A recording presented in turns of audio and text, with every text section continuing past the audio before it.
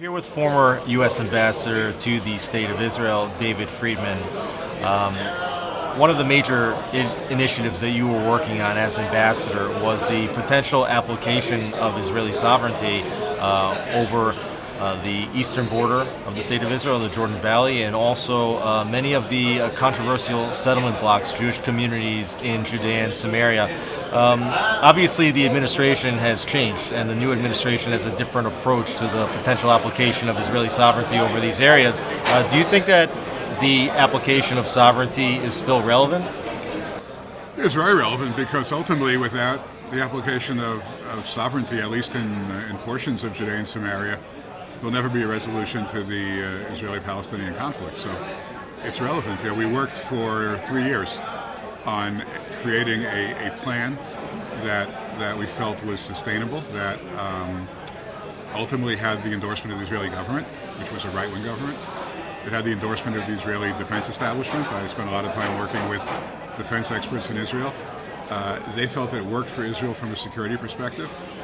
It was revolutionary in terms of not requiring any Jew living anywhere in Judea and Samaria to be evacuated from their home. We thought that was a dead letter for any movement forward.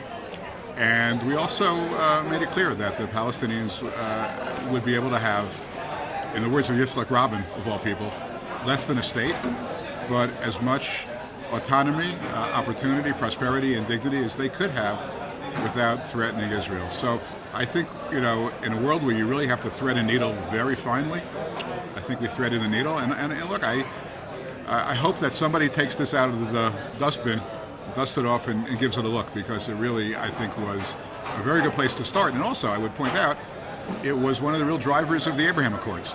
So not only was it a template for peace, but it was something that created an environment where Israel was able to normalize with four Muslim nations. How did the potential application of sovereignty over Jewish communities, how did that lead to the Abraham Accords? Well, what it did was, remember, the sovereignty issue was baked into an overall comprehensive peace plan that provided for the first time a basis by which Israel would agree to live side by side with Palestinians. Again, less than a state, not all of Judea and Samaria. They would have parts of C. Possibly, if certain things went right on their part, they would have A and B. But what it did was it demonstrated not just Israel's willingness and desire for sovereignty, but also its willingness to live side by side with a Palestinian population in peace and security. That, in totality, created the momentum, because when the Gulf nations saw that Israel was willing to make those types of commitments, it felt much more comfortable moving into a world where normalization could happen. But Israel had made similar commitments in the past and even offered more than was being offered in the Trump administration Peace to Prosperity vision. So what was it about the most recent initiative that paved the path towards normalization agreements, which by all rights maybe could have happened many years earlier? Because we stood with Israel. Because it wasn't just a piece of paper, but it was a piece of paper combined with unprecedented support for Israel in Jerusalem, in Ramat HaGolan, in the Golan Heights, with regard to the legality of settlements. And we demonstrated to the Gulf, to the world, that the U.S. and Israel were inseparable, but that other nations as well could enter this circle of trust to begin to get the kind of benefits that Israel receives from its relationship with a strong America. So it's all part of an overall package that I think gave comfort to the Arab world that relationships that had historically been undercover could now be surfaced. We're seeing now that the momentum on the Abraham Accords has slowed. You had previously told me that had you remained ambassador to Israel and had Trump remained president of the United States, that several other countries may have joined in and signed normalization agreements with Israel. Why do you think that the momentum has slowed, and what would it take in order to get it to speed up? So every one of the Abraham Accords, think about it as a triangle with Israel and a Gulf country or an Arab country at the base of the triangle, and America is at the apex, and a strong America is at the apex, providing assurances, providing encouragement, providing, depending upon the relationship, security assurances, economic packages that gave comfort to the two countries that were strangers to each other to begin to move closer. It starts with a strong America. Right now we don't have a strong America. Right now we have a very weak America that is being tested all throughout the world and generally speaking not passing the test. So that's what gave me a sense of short-term pessimism. But look, the opportunity between Israel and Saudi Arabia is real. The Biden administration, I think, is looking for wins. They haven't got many. We're hearing about discussions now with regard to the islands off of Sharm el-Sheikh, Traiman and Snapir.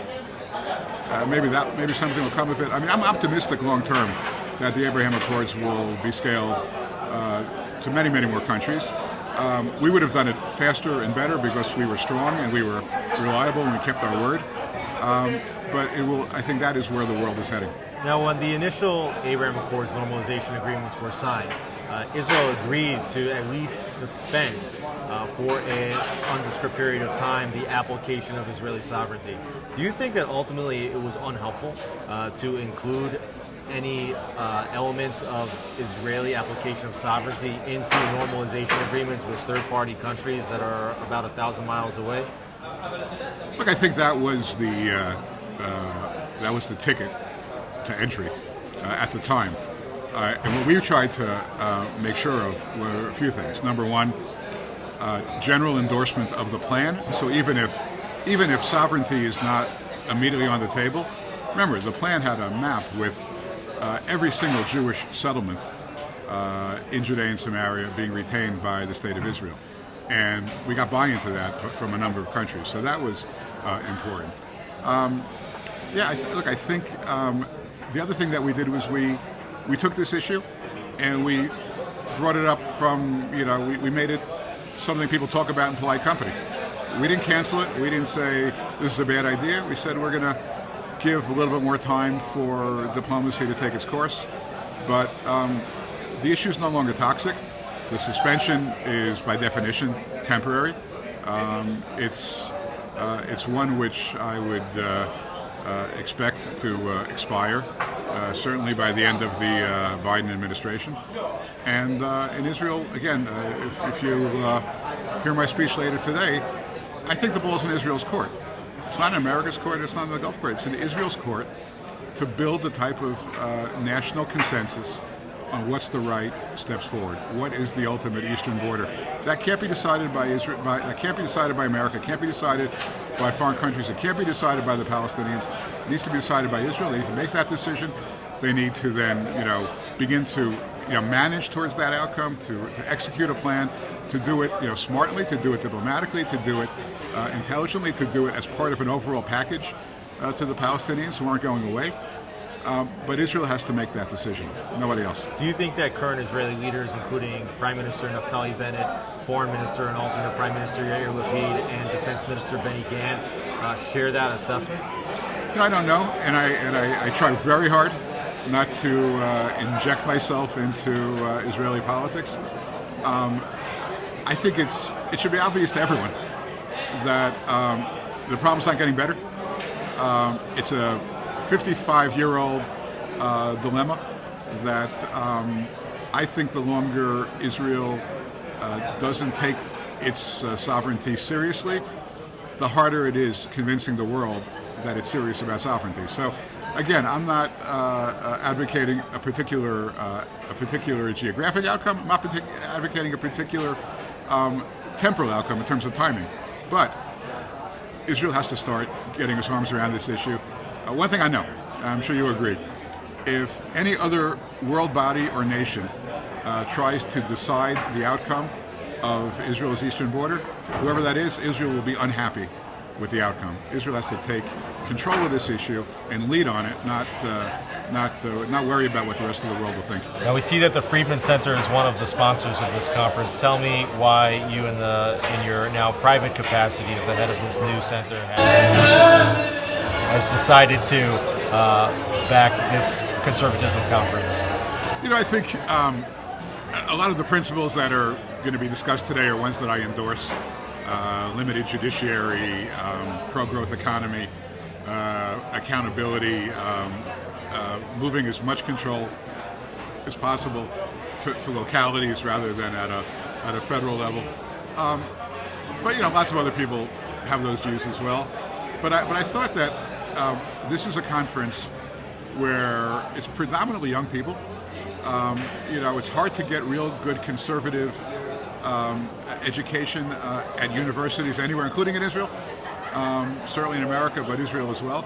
So this is an opportunity for young people, and I think Israel is one of the few countries in the world where younger people are more conservative than older people, and it's an interesting phenomenon, and I want to encourage that because ultimately I think that, the values that have made America great and the values that make Israel great, of personal accountability and responsibility, and unleashing the power of every individual to achieve, their best potential is something that I think will make Israel a greater country. Again, I believe above all else, I believe Israel has to decide what's best for Israel.